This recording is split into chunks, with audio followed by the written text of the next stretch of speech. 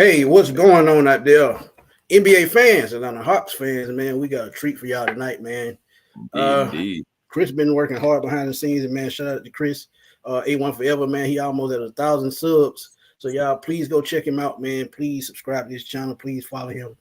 He's a young brother trying to come up in this sports world, man. Y'all seen him with CBS Sports, Fox Sports. So he's doing his thing, man. So we got a treat for y'all tonight. Mr. Bob Rathbun, Hawks play-by-play announcer, former Braves play-by-play guy, and I've been watching Bob for a very long time because, as y'all know, I'm getting up in age. But it's a treat, man. This is something that I've been looking forward to for a very long time. But before we get started, man, we're gonna hit y'all with the dopest intro in sports, because that's what we do, man. That's what we do. Like, to get this thing rolling. Hope I can find it. Man. Come on, man. Get it together. I can find it.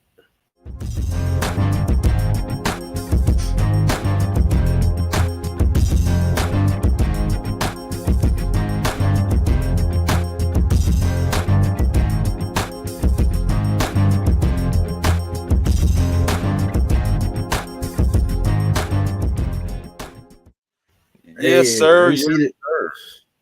We see the Good Falcons evening. Intro, but it's Atlanta Hawks. Right. Go ahead, Chris. Right. Good evening, everybody. And you already know what it do to all the fans and Falcon fans, Hawks fans, and even Braves fans that are tuning in tonight. Again, like Smitty was saying, we have a special one for you. Emmy Award-winning broadcaster, motivational speaker, host of It's a Trophy Life podcast, and of course, the voice of play-by-play for the Atlanta Hawks. I'm talking about the man himself, Bob Rathbun. Gentlemen, good to be with you. What's going on, Bob? Is everything good, man?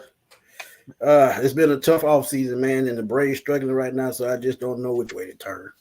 So Yeah, I was hoping you can give us an answer to a lot of these questions that we have, man. I will do my best. I know you have a lot of knowledge in sports, man, because you've been doing this quite a good little bit of time. So take it away, Chris. Hey, seen a lot of players, seen thousands of games. This is over 4 decades of experience right here. I'm just so humbled right now to have you grace the platform, and thank you for taking the time out of your busy schedule to grace the platform. So thank you. I can say thank you a million times, sir. No, you're welcome. My pleasure. Hey, indeed. So, but I gotta know, just from your experience and everything, I just gotta know, what did it for you? What made you want to go into sports broadcasting and make it a career? Oh my goodness, I've been doing this my whole life. Right. When I was 12 years old, I went inside a radio station and I was hooked in 5 minutes. I thought it was the coolest thing I'd ever seen. And I started hanging out at the station on Sunday afternoons. My mom and dad would take me down to the station. And one day the sportscaster of the station showed up and said, well, if you love sports and you love radio, help us broadcast these baseball games in the summertime. And so I would keep stats and hang out at the ballpark and, go get him a Coke when he needed one. And one night he said, you ready to make your debut? And I said, well, I guess I am. And so I got the mic in the bottom of the 7th inning of this American Legion baseball game, and our first baseman hit a home run, and I got to call it, and I've been hooked on it ever since. And that was 1,000 years ago tonight. Come on. Woo. You said we are here at year 1,000. Year 1,000. I don't want to say I'm old, but my call of that home run was referenced 3 times in the Old Testament. Come on now, Bob. Don't do me like that. Don't do me like that, Bob. Come on now. As you guys can see, man, excellent personality. And I promise you, he's just like this in person. Bob, you probably don't even know, but we shake hands and everything. But you shake hands with a lot of Hawks fans. So you meet thousands of them because, so you're great at your job. You're fun. You're energetic. You can just your energy just jumps off the screen. It always has. And I know me being a Hawks fan is for as long as my whole life. I'm just appreciative of you coming in and, you know, covering the Hawks like you do, giving that play-by-play analysis, and just continue just to flourish in the future. And I hope your career continues for as long as you like it. I just want to get that out the way as well, sir. Oh, thanks. Yes. It beats working, that's for sure. Yeah. And turning from a sports director to a play-by-play guy, how much of a change was that? Right. Well, you know, I started off doing both, so it really wasn't much of a change. It just, the difference for me was switching from radio to television. That was probably the biggest difference. When I went to work in Norfolk, Virginia, and I was there 14 years, we were in the same building, the radio stations, AM, FM, and we were in the same building with the television station. We were all owned by the same company. And so we had a lot of cross-pollination in the building, and it was sort of a natural move to do both. So that, to me, was the biggest change. And then calling games on the radio sort of died out as I got more into TV. And I started calling games on television right about the time the regional sports networks started to get big. So I did a lot of college, and I did some NBA and Major League Baseball, and sort of gradually made that shift. So it wasn't like one day I did one thing and the next day I did another. It was just sort of a gradual shift from radio to TV. Okay. Facts. That's a nice story there. Indeed, nice indeed. Story. He's definitely been covering the Braves, and then he moved to the Hawks. You just, you just been a man just surrounding Atlanta and being just covering Atlanta sports, man. But we're going to talk about these Atlanta Hawks. Let's. Yes, and it's so much going around. I don't know if you pay attention to Hawks Twitter. I don't know if you pay attention to a lot of the stories that's going on out there, but it's I Hawks do. These are Hawks Twitter. These are my people. These Indeed. are my people. Yes, sir. Yes, sir. Yes, sir. But it's some Hawks fans out here that are looking at what Luka Doncic and the Dallas Mavericks are doing right now. And it's some that are feeling a little, I don't want to say ungrateful. I'll just say disgruntled.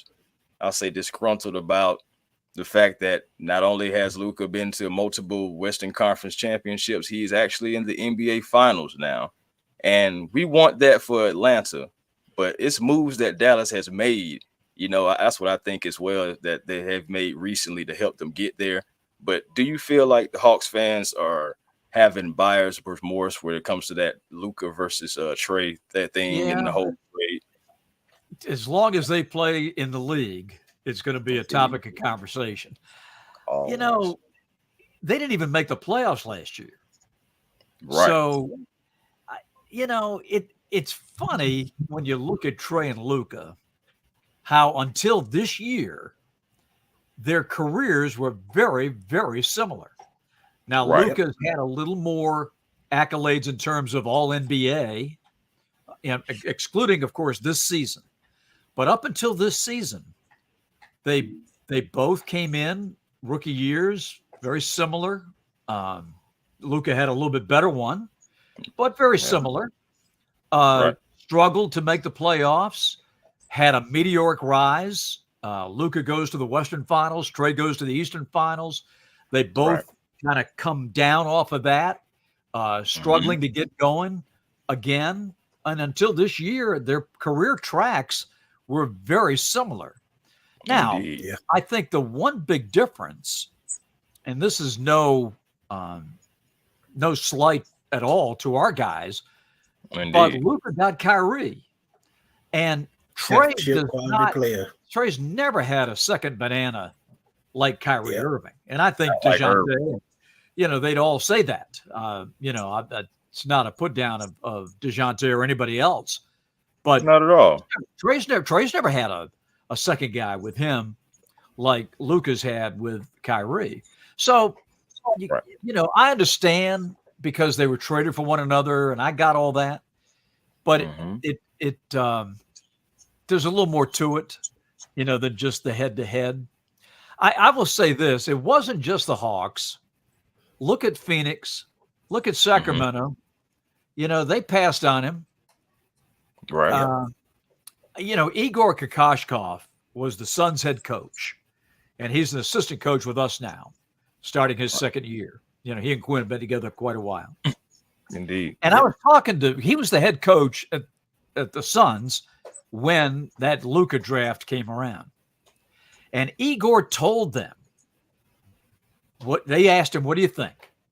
And he said, draft Luka, sign Clint Capella, and you will win a ton of games.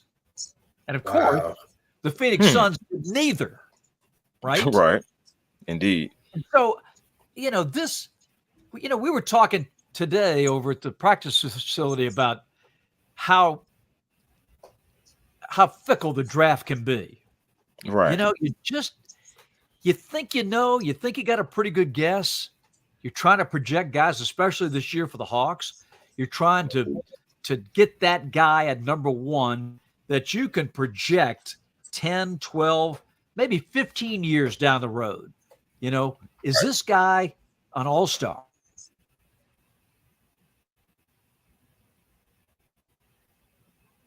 Did I lose you? Oh, there you go. We can hear you. Okay. We can hear you. I thought I lost you there for a second. But, you're trying to project what these guys are going to do, and that's a very hard thing to do. Right. One of our scouts, we were talking about Michael Jordan today. Okay. And he shared a very interesting story. He was an assistant coach in college. Okay. Back in 1982. John Treloar is his name. Great scout. Lives in Phoenix, and he'll be here with us till the draft. But he scouts college games all day and all night. And he was an assistant coach in college in the Sweet 16 in 1982. Wow. The year, Michael's freshman year when they won the championship. And he said, if you go back to that, just the Sweet 16, and you asked anybody in that building, the greatest player in the history of basketball is playing in tonight's game. Who is it? Who is it? Is it Jordan? Is it Sam Perkins? Is it James Worthy? I mean, you go right down the list of all the guys in 1982 who were in that tournament. There is no way on this planet that anybody would have picked Michael Jordan as a freshman in college to be the greatest player of all time. So it is a very difficult thing when you're drafting to try to project down the road. It's hard. Some are, we think some are no miss endeavors like Wembanyama last year, but you don't know. Sam Bowie, had he not gotten hurt, may have turned out to be a fantastic pro. You never know. I mean, you just don't know. And so to retroactively say to the Hawks or to any team, you should have done this, you should have done that. I remember my high school coach told me, if you knew where you were going to die, you'd never go near the place. Right? You'd never go. So if you knew how this was going to turn out, you'd never make a mistake. Indeed. So it's excellent perspective. It's just the part of the draft. And speaking on that, I think they have a player that I kind of felt had upside when they took him, and that's Jalen Johnson. If he hadn't torn his ACL, I think he's a top 5 player. And I think Jalen Johnson, Trae Young are the 2 players that should build around. And I'm going right into the question that I asked. Go ahead. Number 1 pick. Who do you take to build around those 2 young prime guys? Well, I think it's still a little early in the process. I know it is for our scouts. We still have, basically 3 weeks to go before the draft. They haven't even brought in all the guys that they want to yet, for interviews and what have you. Right, indeed. I think that the thing about this draft for the Hawks is whoever we take at number one. I mean, you don't want to miss. You got a chance to control the draft. In the next couple of weeks, guys. Then I'm sorry. No, I was just saying, change this franchise. Yes and no. Yes, you got a chance to control the draft. I agree with you 100%. But number two is I'm not sure there's a guy in this draft that's a franchise changer. I think it'd be a good piece. But I don't think it's anybody that's going to be knock your socks off, clear number one. But that said, we have a coaching staff that can develop players. Did you guys know that we set this year with a team that finished 10 games under 500? We set the all-time franchise record for assists in a season. Wow. Where a team is 10 games under 500. Quinn can coach offense. These guys can develop players. So whoever they pick, I'll be thrilled with, because I know as a young player, once they get them in the laboratory and start working with them, he's going to be a lot better player. If you'd have seen Giannis the night he was drafted, you would have said, there is no way. It looks like he is wearing a coat hanger for a uniform. Right. He was skinny. You're serious. Right. Right. And he was a 15th pick. He was. Jalen, 20th. And the crazy thing about Giannis, he was a second-round pick. You're absolutely right, because Giannis, Giannis was super raw at that time. You've got to be able to develop them. You have Facts. That's it. And speaking of Jalen Johnson, he has emerged. And honestly, I feel like if he didn't have those couple of string of injuries, he would have been most improved player without question. The guy can do it all. All he got to do is just put it together. And to your credit, like you were saying about Coach Quinn and the coaching staff, as long as they keep feeding them and trusting them and believing in them, the team rallying around him, I believe he's like our point forward. And like I said, he can do it all on both ends of the floor. He gives Quinn a chess piece he can move around the board. He can guard on the wing. He can guard inside. He can rebound. He can run. He can pass. And obviously he can shoot. He's developed that three-point shot. He can take it to the basket. I mean, you talk about a gift from God, Jalen Johnson. I mean, this kid made incredible strides. Yeah. He's not even close to where he was when we got him, right? I mean, absolutely. And if he doesn't go down to College Park and work on his game, you don't see this Jalen Johnson. So it's all part of that development process. Jalen didn't play a lot of basketball. He left Duke early. Got hurt. He really needed to play, and they had to send him down to College Park to get him the seasoning that he needed to be able to come up and do the things that he's doing. So, to go back to your question about who to take number one, I'm not that concerned about it. Guys, we've got to do a couple of things. Forget the number one pick for a second. We've got to get some positional size. We're just too small. Hello. And I'm not talking about just height. I'm talking about length. I'm talking about girth. Guys that can defend. I mean, these are the people we got to look at. And so I think in the next couple of weeks, the phone's going to start ringing and the wheeling and dealing will begin, because we've got to get better defensively. It doesn't do us any good to average 120 points a game like we did. Even without Trey, we averaged 120 points. But if you're giving up 125, it doesn't mean much. So we've got to get, in my opinion, we've got to get better at the defensive end. Yeah, absolutely. My boy Mark Chaney wanted to know, he said, would you even consider trading the pick? Yes, I think you have to consider it. Would you do it? I don't know. But I do think you have to consider it for this reason. You don't have a first-round pick going forward for the next 3 years.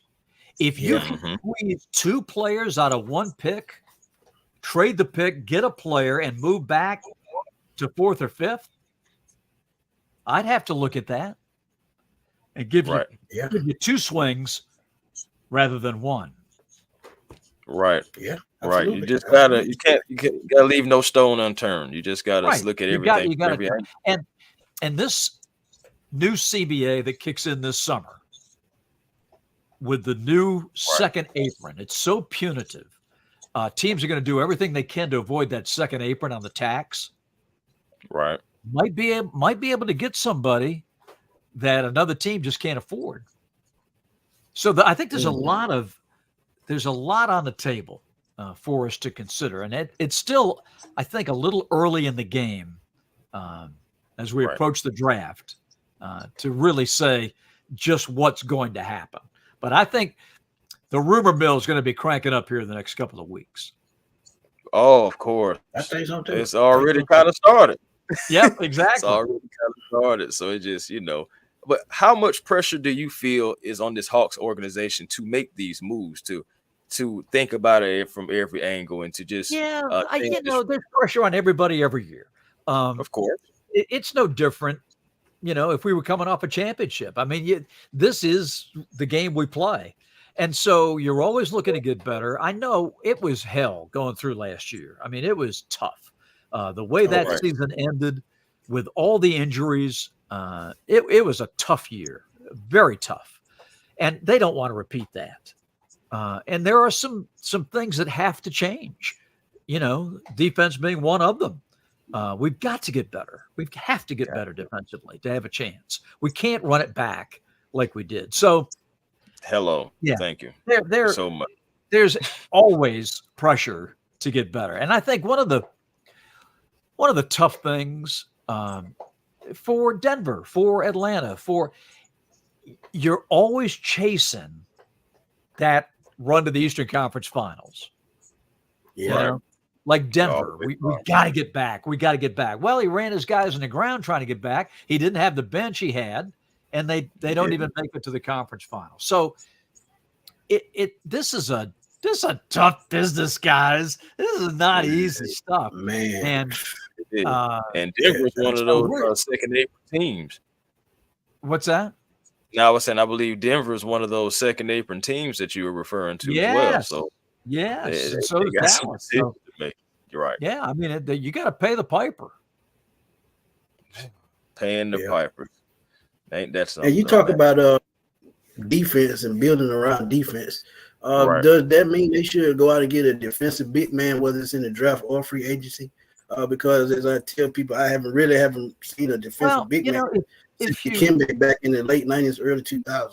Right, Smitty. I always think of the Sixers with Allen Iverson. And you go back, that team had one shot. They got to the NBA Finals. They lost to the Lakers, but they got there. But I don't think you can build a team like that in today's NBA, because you look at Eric Snow, George Lynch, Mutombo, physical, tough defensive guys. Yeah, really good defense, but they couldn't score. Iverson had to get 30 and 40 a night for them to have a chance to win. I just don't think you could build a team like that in today's NBA. You've got to have people that can shoot. And the game has changed. I mean, that was 20 years ago. The game has changed. It's evolved. So you got to find a way to do it and still be able to score at a pretty high level. So this is why Landry and Kyle and all the guys get paid big bucks to figure this out, because we've got to take what we have. How much internal growth can we make? What pieces can we add to make it better defensively, get longer, get bigger, and at the same time, try to maintain a high level of offense. Right. Indeed. So, Bob, we was talking about defense, just staying on defense for a second. And for me, I was always saying, coming into this draft, regardless, you got to get some defense, but most importantly, a big man, because I just don't feel like we can run it back with this exact same lineup. We've already made that mistake. So I've been looking at a few guys, but I know, and one guy in particular is Alex Sarr. I know he's been talked about. I'm pretty sure you've seen some tape on him.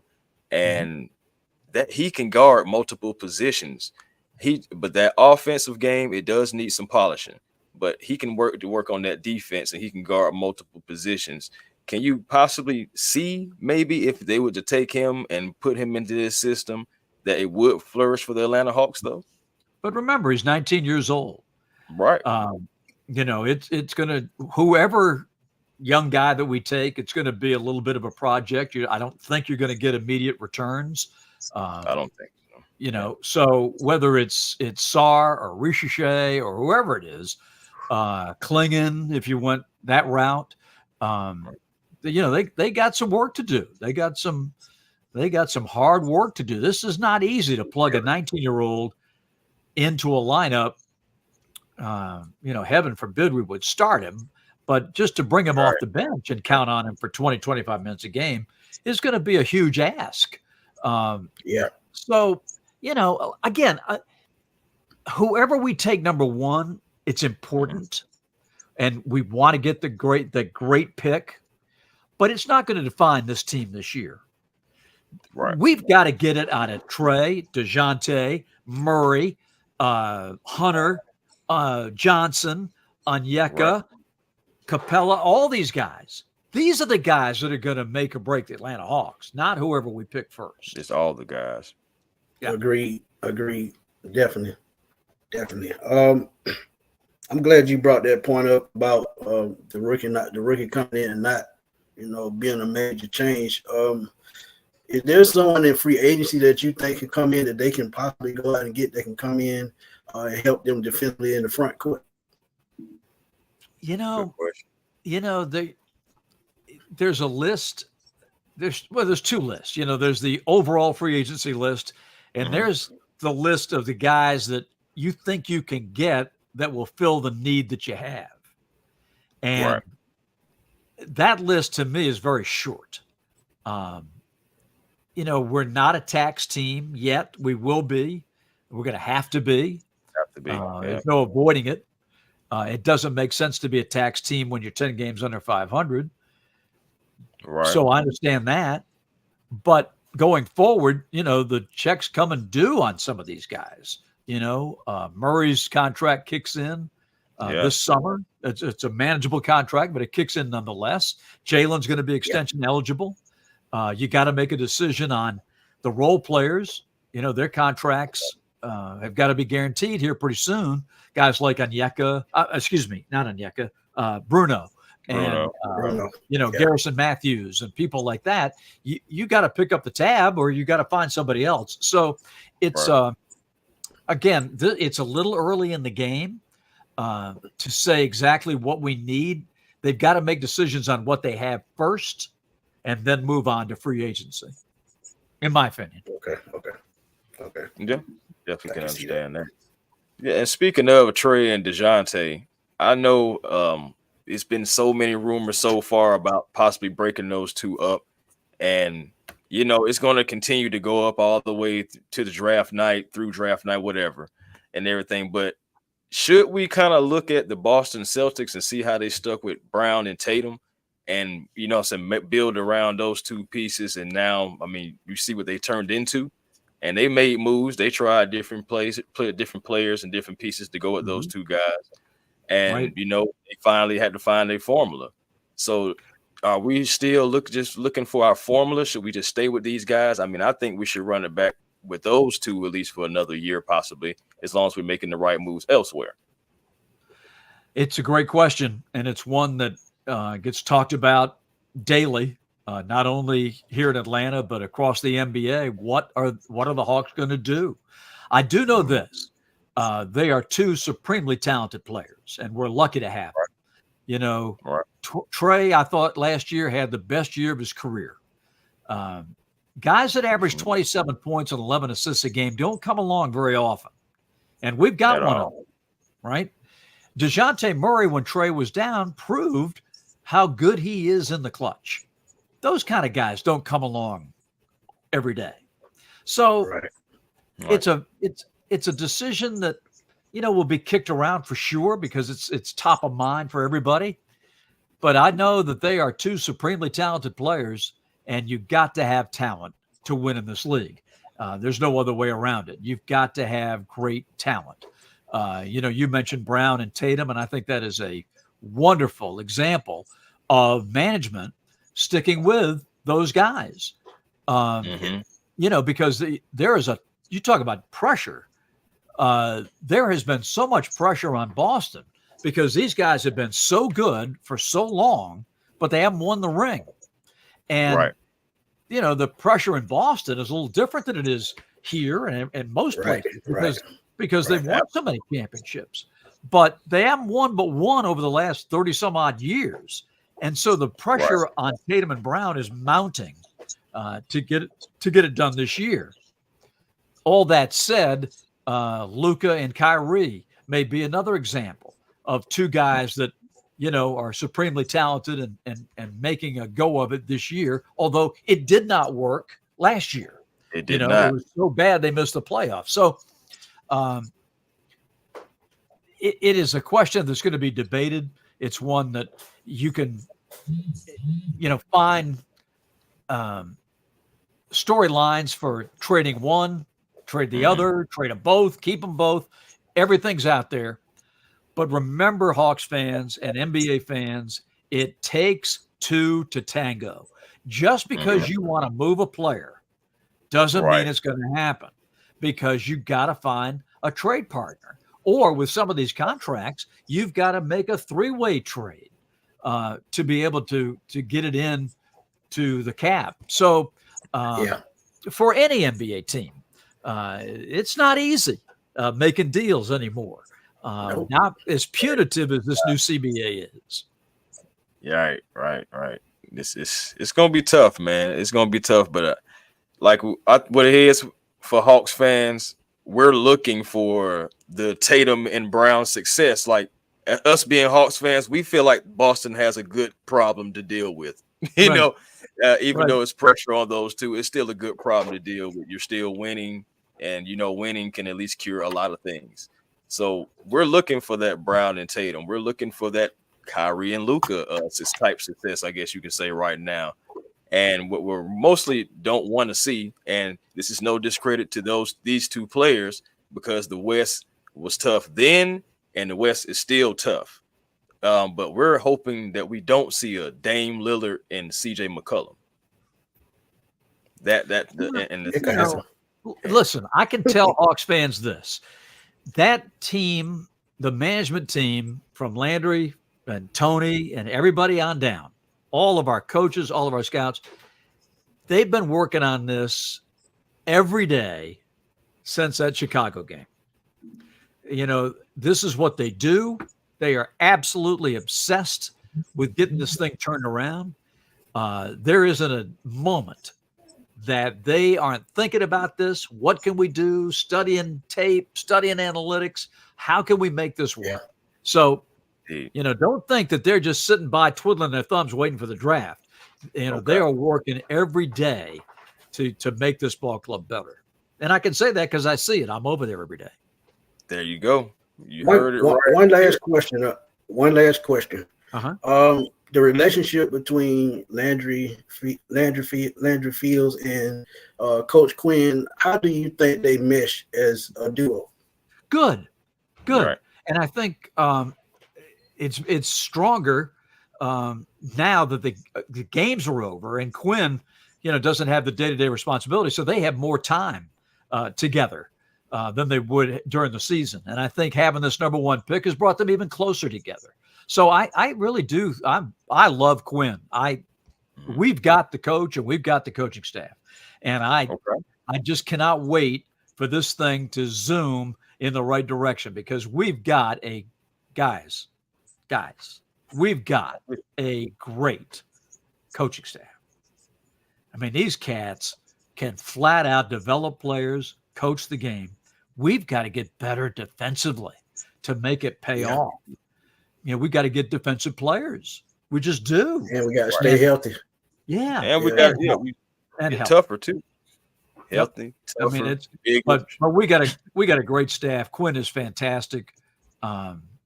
Landry he cares so much. Kyle, they're into this. They are committed to making this thing work and getting better and making a team that we're really excited about. Right. 100%. Indeed, Bob. Well, thank you so very much for taking out the time out of your busy schedule again for coming on. We're getting closer to the draft, getting to this countdown, and just your insight, about the Hawks. And like you said, you're around the team, you see what's going on. They're working hard, and that's exactly what Hawks fans want to hear, because we're trying to get to places that we see other franchises are getting to and be in situations, and we want to be a consistent playoff team. So we thank you for your insight and, again, your time again. Absolutely. Love being with you guys. You're awesome. Special place in heaven for all Hawks fans. You know that. And, yes, sir. Yes, sir. And come down to the draft. We're going to have a big party at State Farm Arena. Come on down.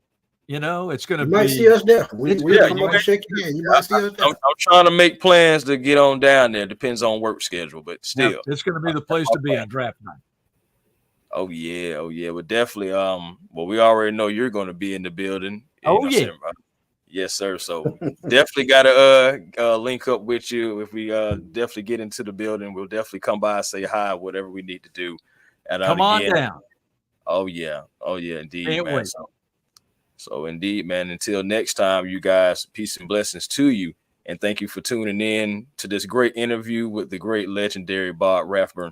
And hopefully we'll have him on again, man. We're getting closer again to the draft. More Hawks news will be coming out, more rumors. So get ready for those as well. Until next time, peace and blessings to you guys. And for Smooth Smitty and for Chris Tipmore and, of course, the legendary Bob Rathbun, we will holler.